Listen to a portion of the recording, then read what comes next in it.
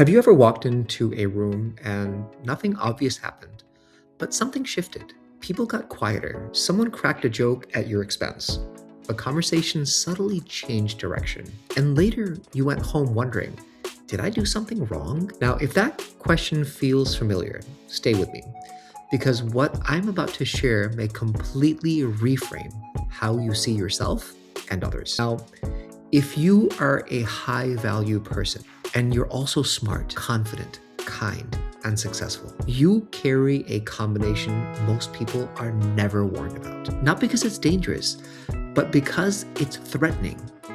And no one teaches you how to recognize it. Let's talk about something most people avoid because it sounds uncomfortable, but it's deeply human. Status. Not ego, not arrogance, status. Now, from an evolutionary lens, status isn't about being better than someone. It's about survival information. The brain is constantly asking, where do I stand? Am I safe here?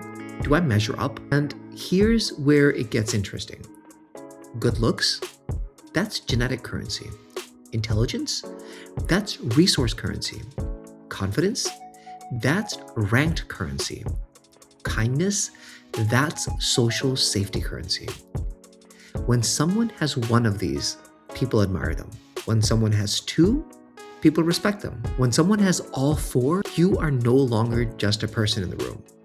You are a walking resource monopoly, and that does something to other people's nervous system. Imagine this. You are in a meeting. One person walks in late, phone in hand, half present. They talk loudly, over-explain, and try to dominate. Now, another person walks in quietly. They sit down, their shoulders soften, their breathing slows, they listen. Same meeting, same words, completely different impact. Here's the part most people do not realize. When someone perceives a higher status competitor, even unconsciously, their body goes into high alert. Their cortisol rises or their stress level rises. Their heart rate increases, their brain burns extra glucose trying to calculate, where do I stand now? Being around you becomes metabolically expensive. Your presence literally taxes their nervous system. And this is the moment where most people get confused because instead of admiration, they get distance, sarcasm, dismissiveness, subtle digs. And here's the truth that might surprise you. They're not being cold because they hate you. They're cold because their nervous system is panicking. In my line of work, we talk about state regulation. When someone feels overwhelmed internally, their brain looks for a way to calm itself. Usually, it does this by finding a flaw. He's successful, but not that smart.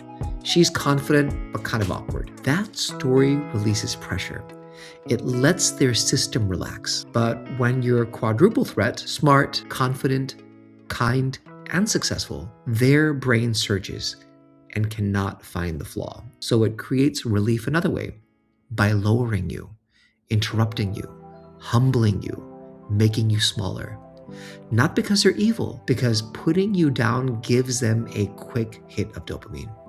It regulates their stress. It's not strategy. It's self-medication. And here's the part that hurts the most for kind people.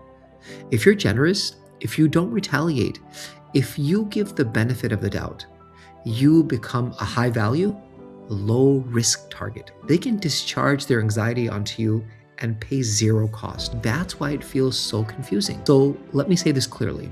You cannot make yourself small enough to fix a chemical reaction happening inside someone else's body. Their discomfort is not a diagnosis of you. It's evidence of how rare your combination is. And no, this does not mean you isolate. It does not mean that you harden. It does not mean you dim your light.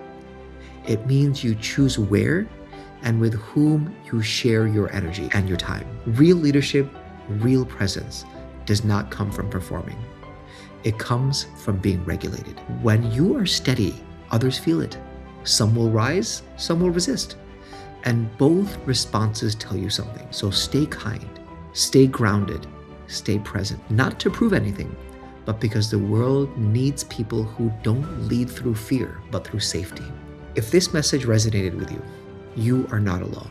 There are more people waking up to this every day.